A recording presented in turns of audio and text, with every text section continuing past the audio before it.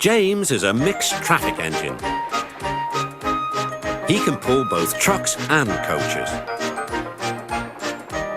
He is proud of his smart red paint, and so is his driver.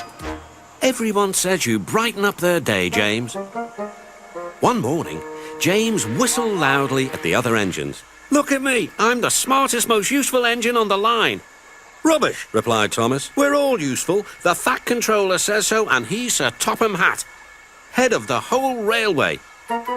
"You know what, James?" added Percy. "What?" replied James. "You're getting all puffed up." James huffed away.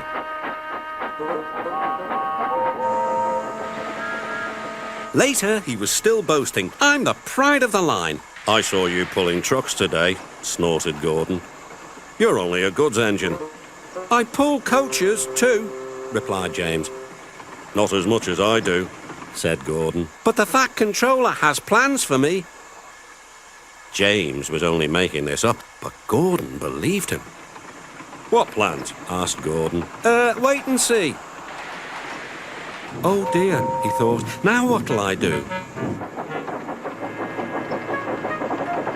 Thomas was shunting shining new coaches.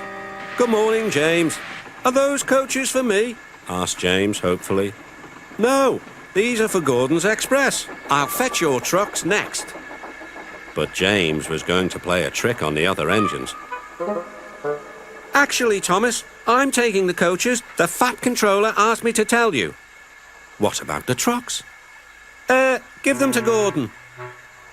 "Come on, Thomas," said his driver. "Orders are orders." So when James's driver returned, James was coupled to the coaches and he puffed away.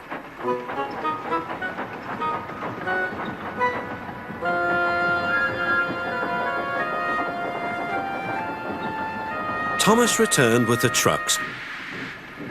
A few minutes later, Gordon arrived. "Where's the express?" Thomas told him about James. "And so here are your trucks." Gordon was very cross, and so was his driver. Wait till the Fat Controller hears about this. Meanwhile, James was enjoying himself enormously. "What a clever plan! What a clever plan!" he chuckled. Then he saw the Fat Controller. "Some jokes are funny, but not this one, James. You have caused confusion."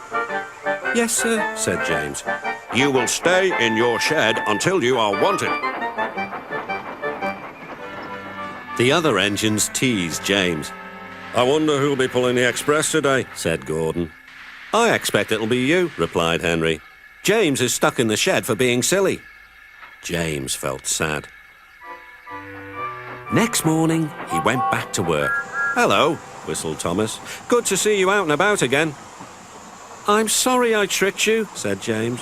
"Are these my trucks?" "Yes," replied Thomas kindly. "They are pleased to have you back." James set off to the harbour with his goods train of trucks. He bustled about all day, pushing and pulling them into place.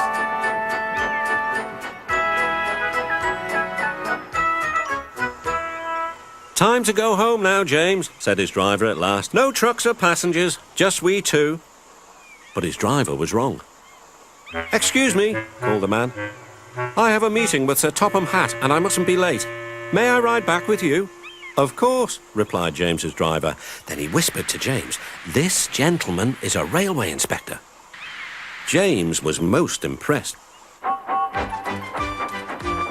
He steamed along the line as smoothly and quickly as he could. The Fat Controller was waiting on the platform, and the railway inspector greeted him warmly. "This clever engine gave me a splendid ride. You must be proud of him." "Yes, indeed." The Fat Controller turned to James. "Once again, you are a really useful engine."